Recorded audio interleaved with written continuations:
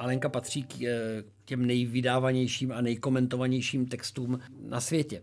A taky nejpřekládanějším, pochopitelně. 65 vyšel originál, či v roce 15 jsme měli 150. výročí vydání prvního dílu Alenky. K tomu ta keroulovská společnost, která do dneška funguje, americká, tak vyrobila takovýhle tlustospis, respektive 3 díly. Tohle je jenom soupis všech překladů Alenek do všech jazyků. Tak prostě to vypadá potom takhle tlustě, když se to vypíše.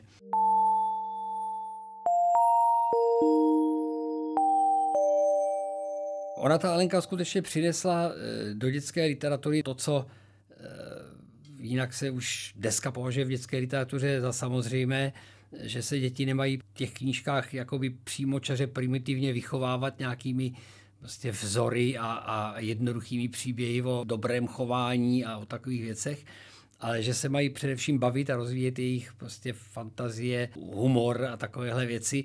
To dřív vlastně nebylo běžné. Mimo jiné taky tohle byl zdroj toho, proč ta Alenka tehdy byla mnohem vlastně úspěšnější, protože ten Keroul tam úplně programově vzal otravně didaktické, i když třeba docela šikovně napsané dobové básničky, které vychovávaly děti v takovém tom smyslu, jako buďte jako pilné včelky, snášejte med a produkujte, vlastně hlavně pořád pomáhejte mamince a modlete se a všechno bude v pořádku, tak tehdy vypadá dětská literatura.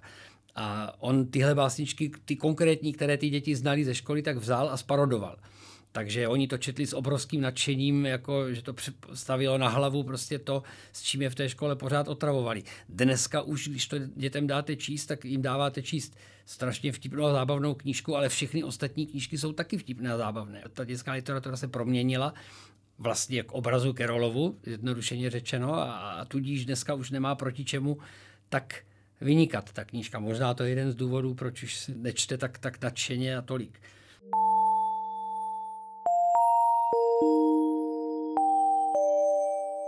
Pro překladatele je Alenka oříškem z řady důvodů a určitě tohleto je jeden z nich, že ty básničky by bylo při tom překladu potřeba, jak teoretici překladu tomu říkají, provést substituci, to znamená nahradíte něčím jiným, úplně jiným textem, který české děti znají, aby ta parodie byla vtipná, aby ji rozpoznali, ale přitom už to vlastně dneska nejde udělat, protože nenajdete takovou jakoby hloupě, naivně didaktickou básničku, aby ty děti znali. Vždycky, když najdete nějaký text, který děti znají, tak oni ho sice poznají a když ho zmodifikujete, tak se tím pobaví, ale už tam není to velké napětí mezi tím školním primitivním didaktismem a tím nápaditým nonsensem, do kterého to ten Keroul převedl. Takže v tomto smyslu už vlastně ten nový překlad nedá udělat. Vlastně nedá se odvolat se na tak jaksi známé a přitom školsky protivné texty už prostě nelze, protože takové nejsou.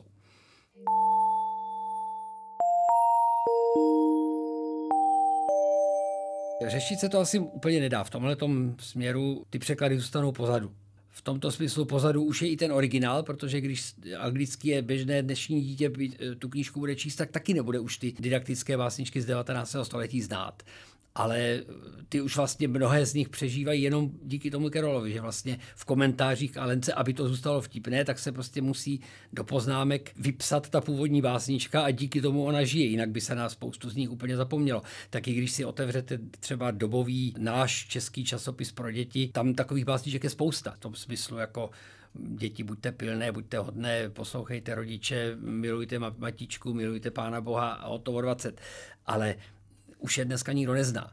Takže v tomto smyslu vlastně Keroul těm anglickým autorům pomohl k prodloužení jejich života.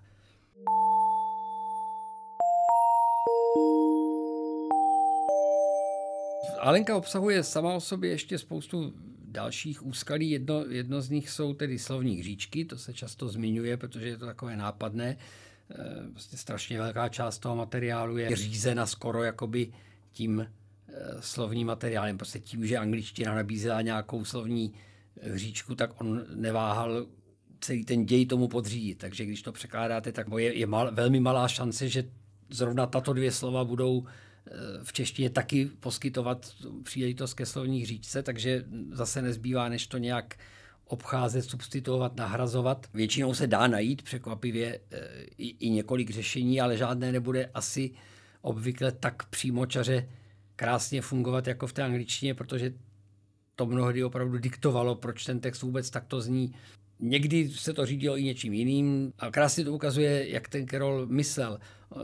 Prostě napsal dlouhou báseň, ve které se na mořském břehu setkává mrož a tesař a celou ji napsal a potom svému ilustrátorovi Tennielovi napsal, tak tady máte tu básničku a když to tak si říkám, tak mi to připadá stejně zábavný, když v té básnice je buď to tesař, carpenter, anebo tam může být butterfly. A jinak celá ta básnička může zůstat. Oni tam prostě spolu povídají a buď si povídá mrož s motýlem nebo mrož s tesařem a vyber si, milý ilustratore, co se ti bude líp malovat.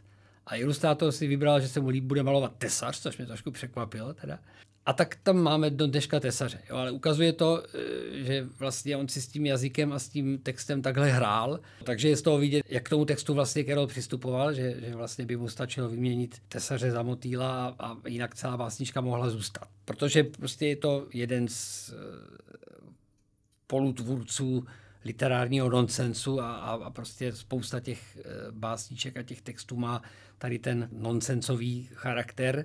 Je možná jedním taky z těch důvodů, proč v českém prostředí ta Alenka měla těžší život, protože v anglickém to bylo trochu jiné. Tam třeba takzvané nursery rhymes, takové ty říkanky pro děti nesmyslné, mají stále tou tradici. To prostě anglické chůvy říkali dětem říkačky, které skoro žádný smysl nedávaly, nebo dávali přesně tady tenhle ten zábavný, nonsensový smysl, který prostě děti rozesmívá a dospělé taky pobaví. A u nás náznaky té tradice máme taky v lidové poezii, ale zdaleka to nemá takovou tradici a sílu. A Carroll to ostatně sám přímo použil v druhém dílu Alenky, kde vlastně místo těch parodovaných básniček ze školy zvolil jiný přístup a vlastně postavil ten druhý díl na postavách vzatých tady z těch dětských říkaček. Takže tam zase se ty děti bavily tím, že tam poznávají ty prostě Humpty Dumptyho a různé figurky, které znali vlastně od školky nebo od chův svých, prostě znali tady tyhle ty nesmyslná říkadla, tak teď najednou ožila a ty postavy tam prostě jednají a něco dělají. A to je taky úskalí pro překladatele. Dneska už je to úplně běžné, že autoři provádějí to, čemu se vlastně říká internacionalizace, prostě připravují ten text na možný budoucí překlad a dávají k tomu nějaké instrukce, na co si má dávat překladatel pozor, jak by měl postupovat a tak dále. To tehdy běžné úplně nebylo, ale je pravda, že třeba už nějakých 5 let po originálu vyšel německý překlad Alenky a v něm ta překladatelka Zimmermanová použila velmi moderní postupy, právě takové ty substituce a velmi šikovně nakládala se slovními hříčkami a tak dále.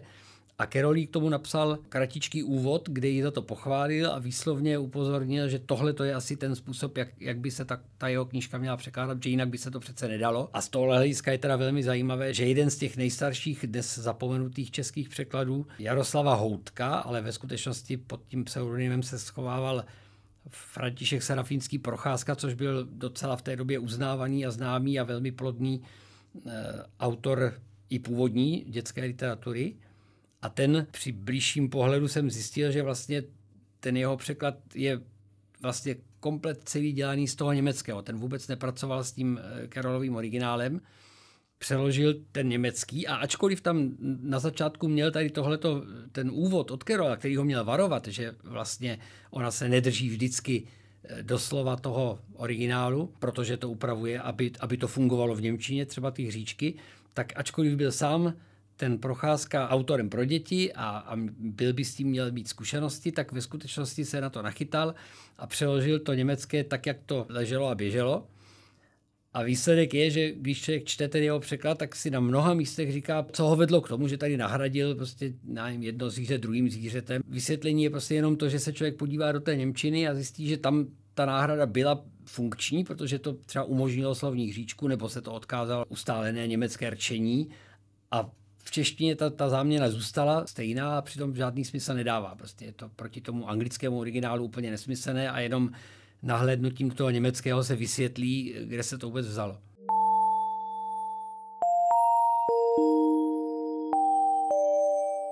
Máme takovou hrubou představu, že když dám stejnou knížku přeložit 5 lidem, tak vyjde víceméně 5krát ten stejný text s drobnými samozřejmě odchylkami v použitých slovech nebo něco podobného.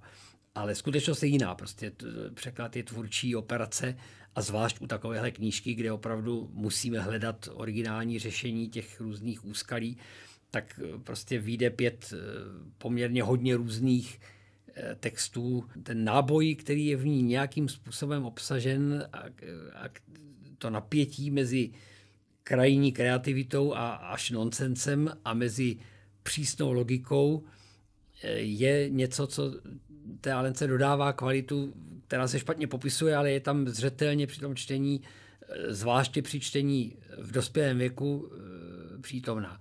Je to prostě něco, co třeba dítě ani neocení a možná dokonce Alenku dnešní netrénovaný dětský čtenář právě proto odkládá, že mu to přijde celé takové zmatené, ale později to člověk ocení a myslím, že těch fanoušků se najde docela dost.